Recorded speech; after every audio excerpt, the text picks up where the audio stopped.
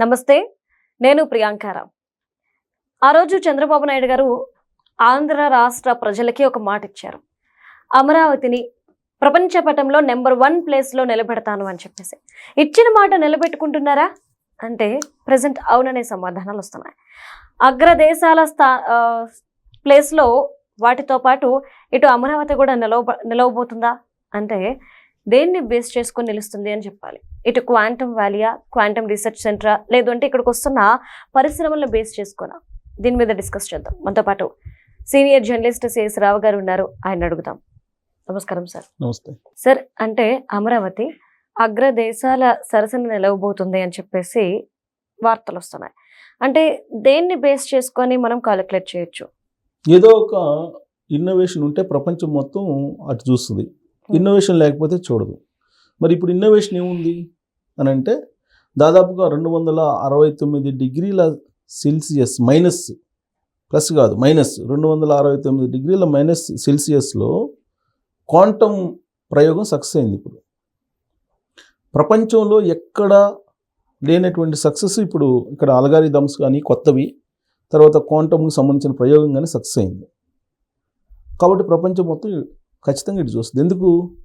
రాబోయేటువంటి రోజుల్లో మొత్తం క్వాంటమ్ కంప్యూటర్సే, సాంప్రదాయ కంప్యూటర్స్ ఉండవు. సో సాంప్రదాయ కంప్యూటర్స్ని 90% వాడుతున్నారు కదా ప్రపంచం మొత్తం.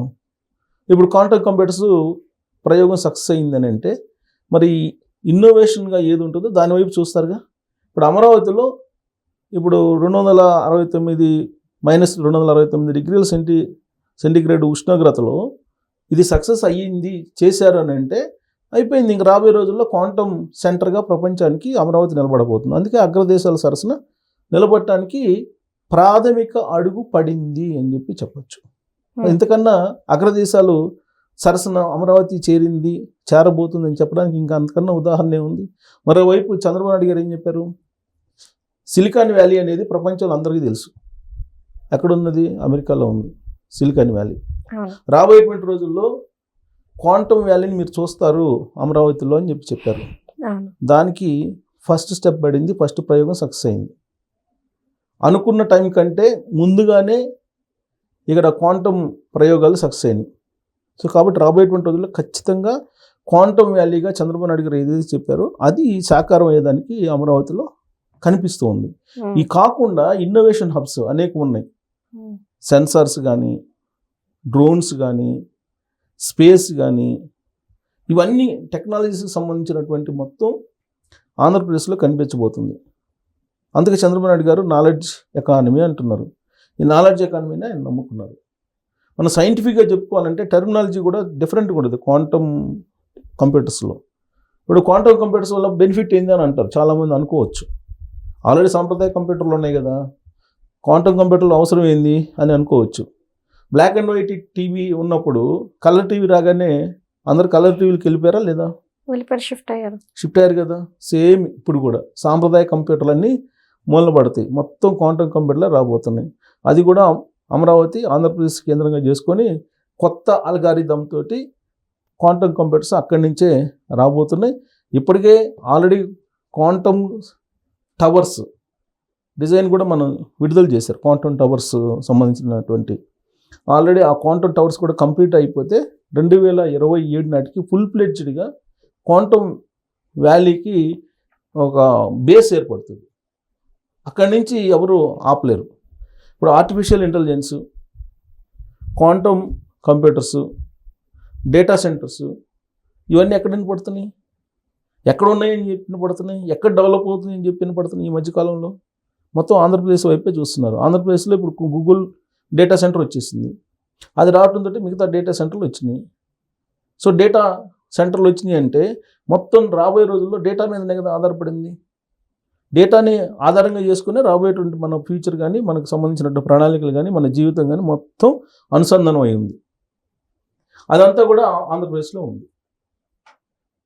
ప్లస్ కొత్త టెక్నాలజీ ఏఐకి సంబంధించి దానికి అనుగుణంగా ఎడ్యుకేషన్ సిస్టమ్ని కూడా మార్చాలని చెప్పి చంద్రబాబు నాయుడు గారు ఆల్రెడీ చెప్పారు. యూనివర్సిటీలో కోర్సులు కూడా మార్చారు. అంటే మ్యాన్ పవర్ అనేది కావాలి. ఫస్ట్ ఆఫ్ ఆల్ ఏది తయారు చేయాలన్నా, ఏది ఇన్నోవేషన్గా తయారు చేయాలన్నా, దేన్ని కొత్తగా ప్రయోగం చేయాలన్నా యూనివర్సిటీ నుంచి రావాలి. అందుకని అక్కడ కరికులం మార్చేశారు, యూనివర్సిటీకి కూడా అనుసంధానం చేశారు రాబోయేటువంటి రోజుల్లో ఏం అవసరం అని. అందుకే ఆయన చెప్తున్నారు, మీరు హార్డ్ వర్క్ చేయొద్దు అంటున్నారు, ఓన్లీ స్మార్ట్ వర్క్ చేయండి అంటున్నారు. హార్డ్ వర్క్ తోటి ఏమి రాదు, మీరు స్మార్ట్ వర్క్ చేయడం నేర్చుకోండి అని చెప్తున్నారు. ఇంటికి ఒక ఇండస్ట్రియలిస్ట్ ఉండాలంటారు, ఇంటికి ఒక ఆర్టిఫిషియల్ ఇంటెలిజెన్స్ ఇంజనీర్ ఉండాలి అంటున్నారు. కారణం ఏంటి? రాబోయే రోజుల్లో మొత్తం అదే కాబట్టి. ఇప్పుడు అమెరికా వైపు ఎందుకు చూస్తున్నారు అందరూ? ప్రపంచం మొత్తం అమెరికా వైపు చూస్తున్నారు. అమెరికాకి వెళ్ళి చదువుకోవాలి, అమెరికాలో ఉద్యోగం చేయాలనుకుంటున్నారు. ఎందుకు? అక్కడ ఏది కొత్తగా వచ్చినా, ఏది కనిపెట్టినా అక్కడే వస్తుంది ఫస్ట్. అక్కడ వచ్చిన తర్వాత మిగతా దేశాల్లో వస్తుంది అది. దానికి కారణం ఏంటి? మొత్తం ఎవరైతే క్రీమ్ ఉన్నారో, మేధో సంపత్తి ఎవరైతే ఉన్నారో వాళ్ళందరూ అక్కడికి వెళ్ళిపోతున్నారు. అవకాశాలు లేక, ఇక్కడ అవకాశాలు లేక అక్కడికి వెళ్ళిపోతున్నారు. సో కాబట్టి రాబోయే రోజుల్లో ఆంధ్రప్రదేశ్లో అలాంటి అవకాశాలను కల్పించడం ద్వారా ఈ మేధో సంపత్తి ఏదైతే ఉందో దాన్ని ఇక్కడే ఉంచాలనేది చంద్రబాబు నాయుడు గారి యొక్క ఆలోచన. అందుకే ఆయన కోవర్కింగ్ స్టేషన్స్ అని చెప్పి డిజైన్ చేశారు.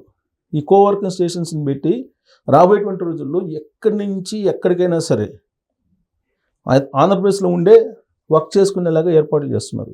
ఇది సాధ్యం అంటే సాధ్యమే. ఈ మధ్యకాలంలో మీరు అబ్జర్వ్ చేస్తే చైనా నుంచి ఇంకో దేశంలో ఉండే పేషెంట్కి ఆపరేషన్ చేశారు. ఈ మధ్యకాలంలో హైదరాబాద్ పేషెంట్కి ఎక్కడి నుంచి, చైనా నుంచి ఏదో ఆపరేషన్ చేశారు. చైనా నుంచి, ఆస్ట్రేలియా నుంచి ఆపరేషన్ చేశారు. అంటే ఒక దేశంలో డాక్టర్ ఉండి ఇంకొక దేశంలో పేషెంట్కి ఆపరేషన్ చేస్తున్నారంటే టెక్నాలజీని ఎంత ఉపయోగిస్తున్నారు? అంటే డాక్టర్ ఇక్కడ రావాల్సిన అవసరం లేదు. హైదరాబాద్లో పేషెంట్కి జస్ట్ లాస్ట్ మంత్ హైదరాబాద్లో పేషెంట్కే వేరే దేశం నుంచి ఆపరేషన్ చేశారు. సేమ్ చంద్రబాబు నాయుడు గారు కూడా అలానే ఆలోచిస్తున్నారు. ఈ క్వాంటమ్ కంప్యూటర్స్ అనేది వస్తే స్పీడ్ ఎక్కువ అవుతుంది. ఇప్పుడు సాంప్రదాయ కంప్యూటర్లో మనం ఏదైనా టైప్ చేసి సెర్చ్ కొట్టాం అనుకోండి, ఎంటర్ కొడతాం అనుకోండి బటన్, దాని డేటా వచ్చేటప్పటికి కొంత టైం పడుతుంది. సపోజ్ ఒక హాఫ్ మినిట్ పట్టింది అనుకోండి సాంప్రదాయ కంప్యూటర్లో. క్వాంటమ్ కంప్యూటర్ వచ్చేటప్పటికి రాబోయే రోజుల్లో 2 సెకండ్లో వచ్చేస్తుంది. కన్ను మూసి కన్ను తెరిసే లోపల వస్తుంది.